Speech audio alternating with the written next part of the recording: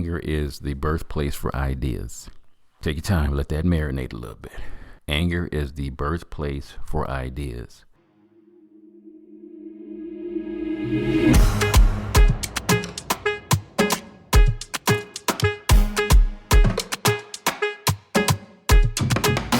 Welcome back to the Bacon Bits Podcast, where we desire for you to take the bits of information and immediately apply them to your life for success. The ground rules for our podcast is that it will always be encouraging, uplifting, and informative. The areas of life that we will be talking about on the Bacon Bits Podcast is dealing with having a balanced life. And I need to hear y'all say it. Say it out loud. Say valuable. Information applied equals success. And what we are talking about today, what are we talking about today? As the title of this is called Hot as Fish Grease, okay? And in parentheses, we will be putting direct your anger for good. It's super important that you take the anger that you've been blessed with. Bet you ain't never heard that. Take your anger that you've been blessed with and use it for something creative. This is super important, man, because so many times we've heard about anger and we haven't heard about it in the right way. We have not heard about it in the right way. And what I want to do is, and I'm not going into no real deep theological study, but I just want to tell y'all the surface stuff. First of all, anger is energy. Anger is energy. You are supposed to in life be angry in life. You're supposed to be. There's no ifs, ands, or buts. You be like, we're supposed to be angry. Yes, we are supposed to be angry in life. Why is that? Because there is some issue, some problem in life that you're supposed to be solving. Everybody was put on this planet to solve a problem. Everybody, every single person on this planet was put on this earth to solve something. The question is, are you solving that problem? So first of all, what did we say? Anger is energy. Secondly, there is nothing sinful or bad about anger in and of itself. It is what we do with the anger that makes it good or bad. I always use, constantly same people. Rosa Parks. We have the Martin Luther Kings. We have the Nelson Mandelas. They had issues in their life with the subject of racism, apartheid. And if they didn't get angry, if they didn't stand up and do something with the anger, we would not be in the predicament that we are in 2024. I am super grateful that they were smart enough to say, you know what, I have this anger and I have this problem, but they didn't sit there and complain and whine and, oh, woe is me. What they did was they acted positively with the anger. So what we're supposed to do, like we just said, and I'm going to keep on repeating some of this stuff over and over again because you got to really get it. Anger is energy. Anger is not bad. What we're supposed to do is focus the anger that we have. Focus it on a direction in an area that will solve a problem on this planet. Because some anger, if it's not used correctly, let's use the bad anger because we're so used to hearing about the bad anger. Anger, when it's used in the wrong way, can be devastating. And I do mean devastating. I just had a guy in my rehab that because of one episode that he had, and it was collection, obviously, a lot of things, honestly, when it's all said and done. But he had one episode that his wife was sick and tired, and she said she was done. They went through a divorce. Kids didn't want to talk to him no more, and he lost everything. He did some drugs and alcohol too, so don't we ain't just denying that. But what was it all said and done? The anger, every time he got drunk or guess what? It would go crazy. What he would do after he would go crazy, he would get mad, feel bad, feel shame, feel jealousy, and then he would come back and drink to numb that feeling away. And what he was supposed to do is say, you know what am I supposed to do with this rage, this anger, what am I supposed to do? And it cost him everything. It really did. It cost him his family, it cost him his career, and thank God it didn't cost him his life, where he came into the rehab, got the help that he needed, has learned some coping skills in the anger management classes that I'm blessed to teach, and he was on his way to having a better life. But you do want to ask yourself that question: what do you do with the anger? You're supposed to get mad. If me and my wife, we get in a disagreement, guess what? There's a problem that needed to be solved. See, there you go again. Me and my kids, we're going back and forth and we having a disagreement. There's a problem to be solved. You go to your job and you be wanting to give great ideas, because great ideas come from problems that needed to be solved. We were built as human beings to solve problems. God gave us a creative gift. He gave us a phenomenal gift of saying, you know what, I placed you on this planet to do something to help make this place a better place, and to show my love, show my grace and mercy, and all those wonderful things. But God placed you on this earth to solve a problem. What are you doing with the energy of that? We are supposed to go to God in prayer. We're supposed to take that energy and focus it, channel it into some worthwhile project. What is that project that God has for you that needs to be done? And I understand there might be somebody else on the planet that's doing the project, but can't nobody do it like you can, where you can. And we got to get that. I told you there's two areas that still to this day, I'm built for these two. It's just, I don't like to see dads not take care of their kids. And I don't like to see kids, the 62% that will not graduate or go to college, but they're going to be out in this world and they have a purpose, they have a passion, they have a skill, they have a gift. And it's supposed to be used for something positive. But if somebody doesn't give them any direction, remember I told you we got to focus it. We got to learn how to direct it. We got to give it a purpose, because if we don't, man, it's just going to be bottled up anger that we're going to either use, explosively on ourselves, which is what usually ends up in depression. And if we use it on the outside, where we fighting people, breaking up dishes and cups and glasses and hitting people and sending them to the hospital and all that, we are missing out on what the anger was really supposed to be meant for. So where are you directing the anger? Where are you directing the anger?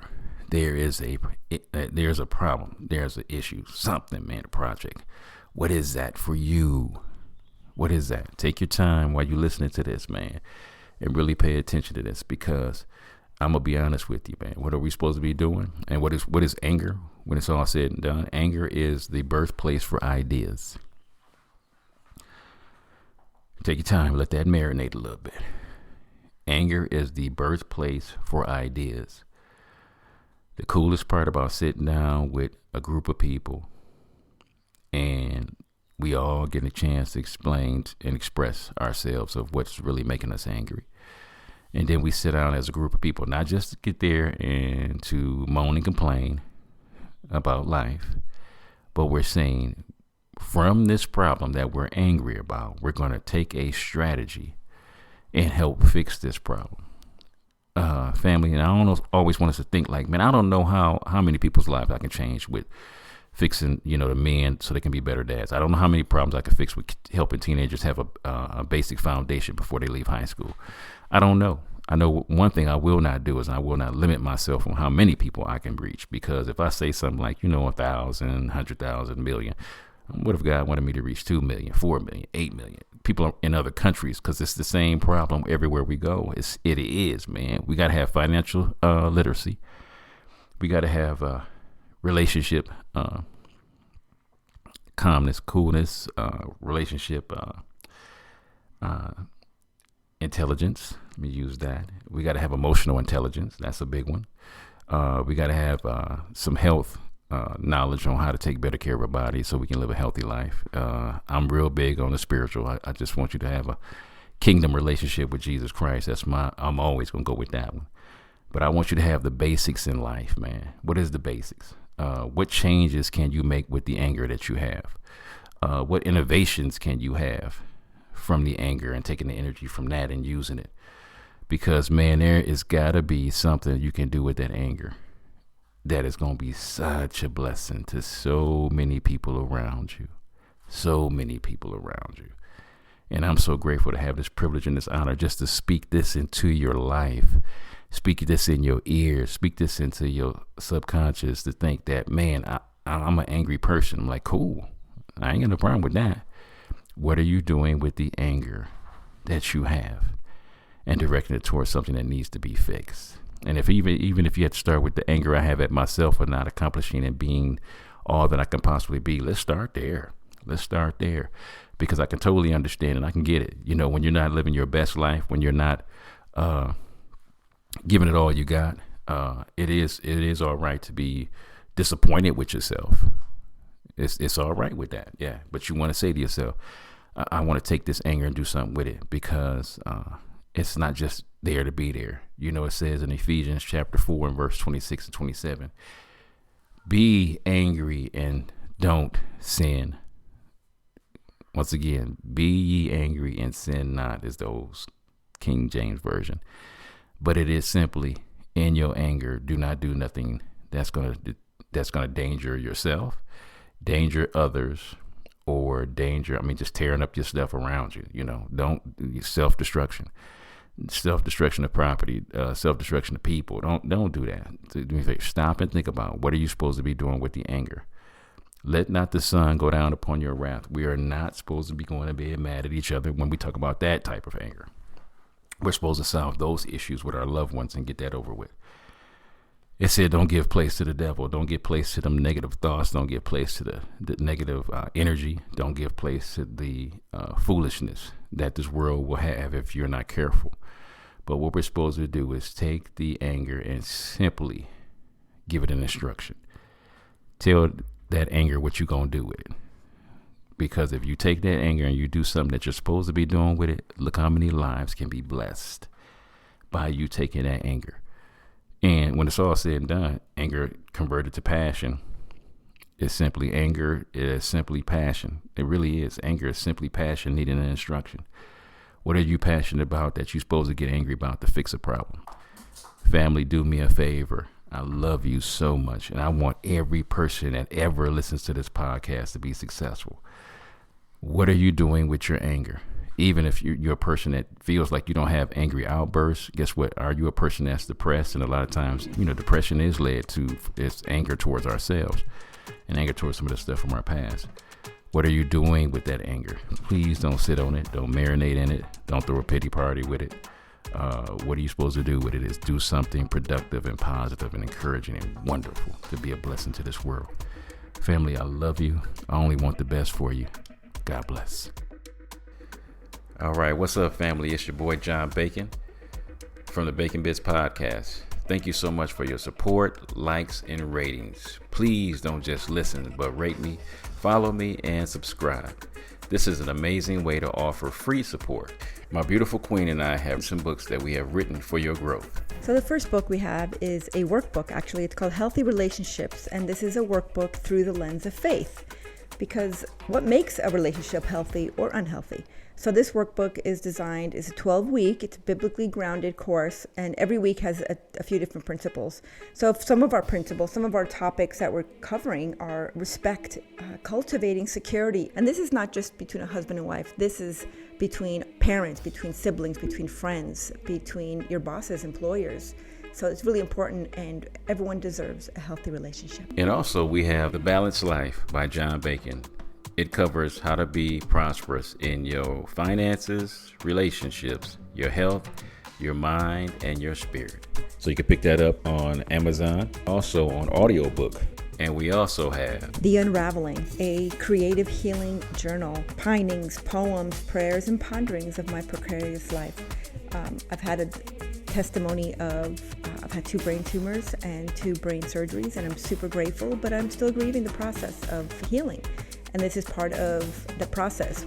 In this book, you have devotionals, you have prayers, and you have some ponderings.